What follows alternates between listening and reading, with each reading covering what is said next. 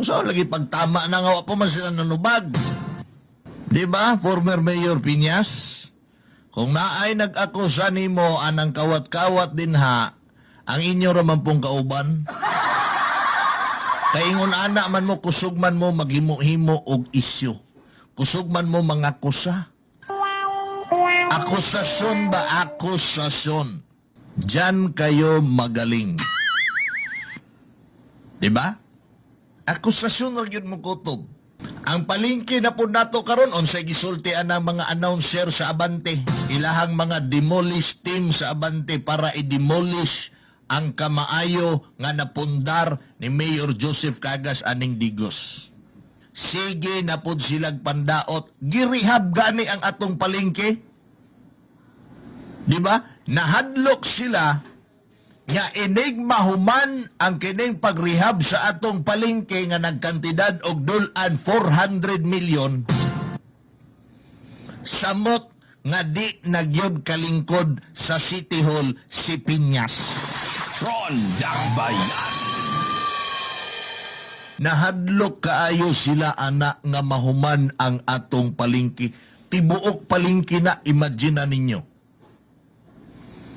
Diri sa Dagway sa may Rojas Street at mga ng wall sa National High School, hangtod dito sa may kanhi karaan nga building sa Lianos Hospital, hangtod na dito sa may Magsaysay.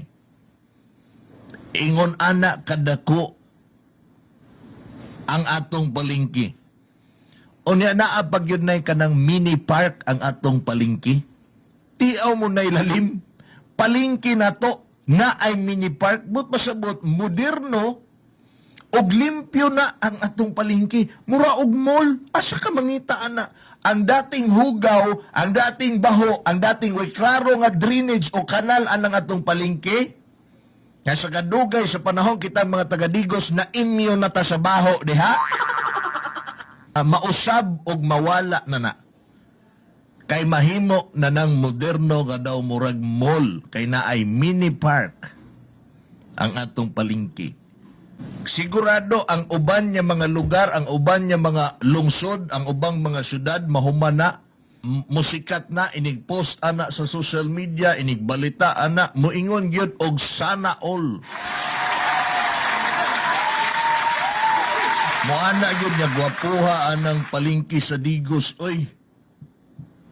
Dili ka ganahan, anak. Siyempre, ganahan ang mga taga-Digos, anak. Pero ang oposisyon niya taga-Abante, supak. Rondang Bayan.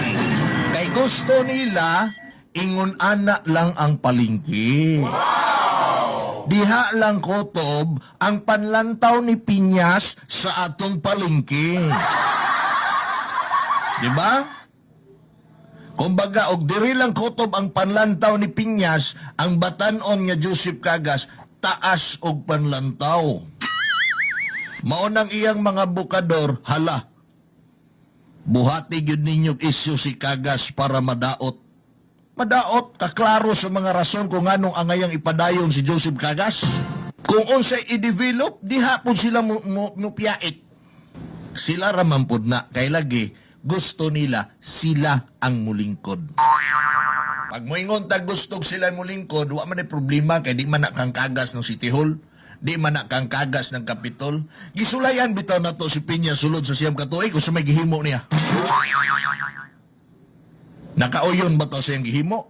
Mauna nga mukurog ang ilahang kaunuran og mahuman ang atong state of the art nga mega public market. Kay wa nagyoy luna si Piñas anang City Hall og mahuman ng palingki. Gwapo kay na, believe me. Kung naa may labaw pa sa pulong sa di basta-basta, mauna na. Di matabas-tabas, di basta-basta. Kulang na nga pulong, inig mahuman ng palingki na to. Tibuok palingki na, imagine. With proper drainage, hamugaway, plaster organized, dili baho, napag yung mini park. Bibo kayo ang Digos ug mahumana. Og kailangan po nang i-rehab. Kay naigo ta sa linog ang kanang mega public market, di naman na mapuslan. O sao man nato na. Nga nung sige pagyug pagarpar ning mga announcer sa Abante. Nga no, simple ang tubag. Ang Abante, ang grupo ni Piñas, supak sa kalambuan. Mao na'y klaro? Ron Dakbayan.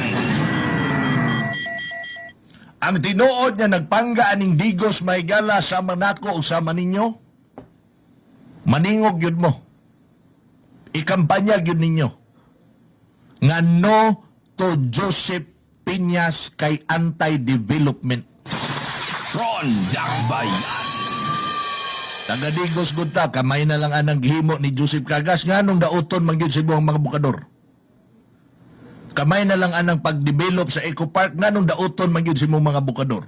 Niagi bitaw ko og Rizal Park kagabi. Kini gamay nga pag-appreciate ba og hinaot niya nabantayan pod ninyo.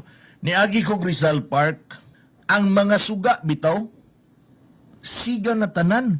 Gawa sa fountain nga gipanindot o gi-restore. Sa panahon ni Piñas mga igsuon, bulingit kay ng atong park. Dili ko parihaan ng mga bukador sa Abante nga. Isulti na ko na para madaot si Piñas. Dili. Kamo mismo taga Digos saksiana. Sa panahon ni Piñas, gipasagdan niya hugaw ng fountain. Wala nagamit ang fountain. Sa panahon ni Piñas, gipasagdan niya ponder ang mga suga dinha sa Rizal Park. Sa panahon ni Piñas, gipasagdan niya out of order ang mga CR. Sa panahon ni Mayor Joseph Cagas, gi-repair ang CR para magamit, gipasiga ang mga nangaponder nga suga, gi-restore ang fountain. Inig gabi, inig agi di mo kanang siga ang mga suga, with matching background sa ato ang gwapo kay nga City Hall nga hinatag ni President Duterte. Wow! Limpyo, hamugaway, nindot lang taon ang atong syudad. Hayag. Kang Piñas mga igsuon, kamo na lay tubag. Pagpandaot ba na kang Piñas ang akong gipanulti? Ikasakit ba na ni Piñas ang akong gisulti nga kamatuoran man na?